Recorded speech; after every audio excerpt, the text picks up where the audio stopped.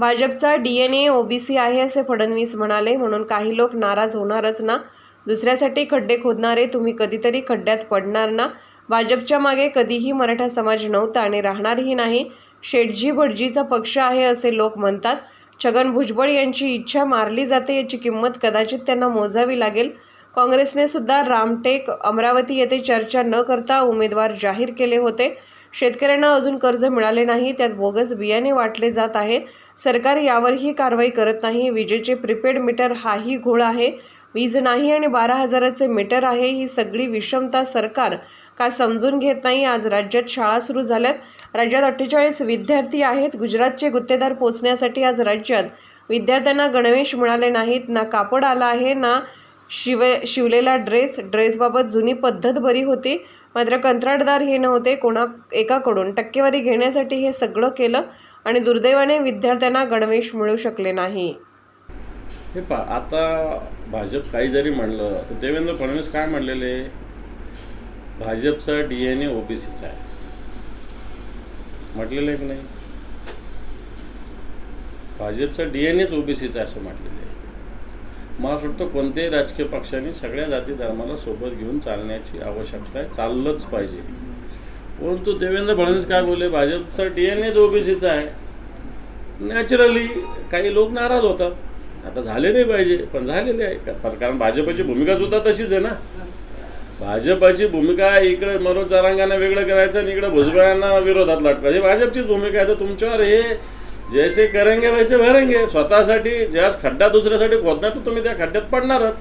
भारतीय जनता पार्टीनं असे खड्डे दुसऱ्यासाठी खोदण्याचा प्रयत्न केला, त्या खड्ड्यात भारतीय जनता पार्टी पडलेली. ते पहा, भारतीय जनता पार्टीच्या मागे कधीच मराठा नव्हते आणि राहणार पण नाही.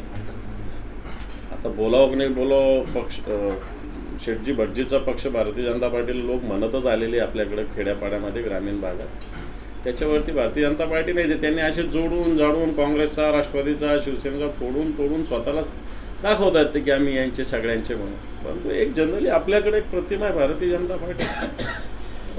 म्हणजे मी काही कोणत्या जाती धर्माला बोलत नाही, परंतु एक ग्रामीण भागात असं म्हणतात. मला वाटतं हे सगळं सुरळीत होईल दुपारपर्यंत. त्या मीडियाच्या बातम्या असू शकतात. दुपारी ज्यावेळेस पत्रकार परिषद असतील त्यावेळेस सगळे असतील. एवढ्या मोठ्या आता त्यांच्या जागा आल्या, तेही काय काय बोलले, किती जागा लढणार बोलले, हाही मुद्दा जरा बघितला पाहिजे ना. अजून जागा वाटपच नाही, मी एवढ्या जागा लढणार असं म्हणणं पण कितपत योग्य आहे ते पण बघितलं पाहिजे. पण वंचित भाजपची बी टीम हे क्लिअर झाले निकालातून सुद्धा.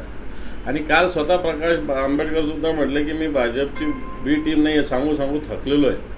याचाच अर्थ जनता आहेच. कारण मला असं वाटतं जे लोक समर्थन करतात यांनी सुद्धा विचार करण्याची आवश्यकता आहे की आपण किती दिवस डोळ्यावर पट्टी टाकून मतदान करायचं. आपण भारतीय जनता पार्टीला विजयी करण्यासाठी मतदान करायचं तर सरळ भारतीय जनता पार्टीलाच मतदान करा ना. वंचितला कशाला मतदान करता?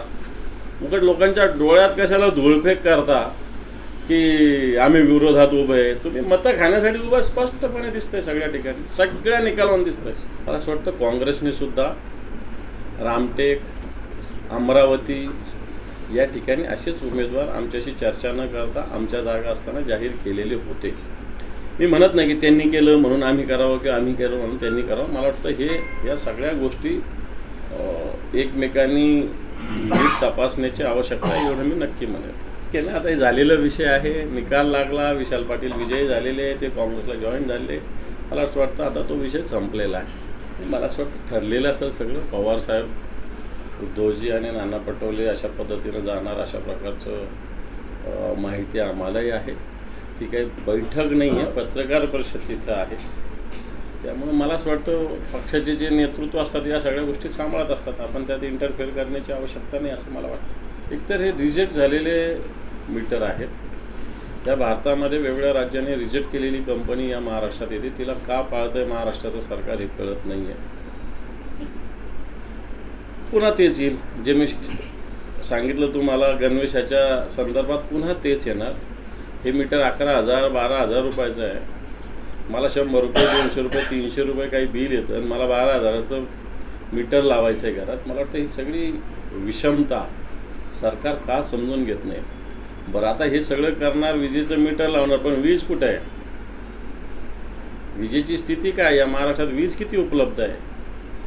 वीज आता सगळीकडे बघितलं, साध्या वारानं वादळाने खांब आडवे तिडवे होऊन जातात, तारा पडतात, 2-2 महिने त्या तारेला कोणी हात लावत नाही. आणि मला असं वाटतं याच्याविषयी सुद्धा राज्य सरकारने पावलं उचलण्याची आवश्यकता आहे. हे होतंय, हे मागच्या काळात अनेक ठिकाणी अशा पद्धतीनं तारा पडून मग त्याला कोणी बघितलं नाही, मग शेतकरी गेले, जनावरं दगावले, अशा घटना घडल्या. मला वाटतं याची दखल सरकारने घ्यावी, याच्यासाठी आम्ही निश्चित प्रयत्न करू.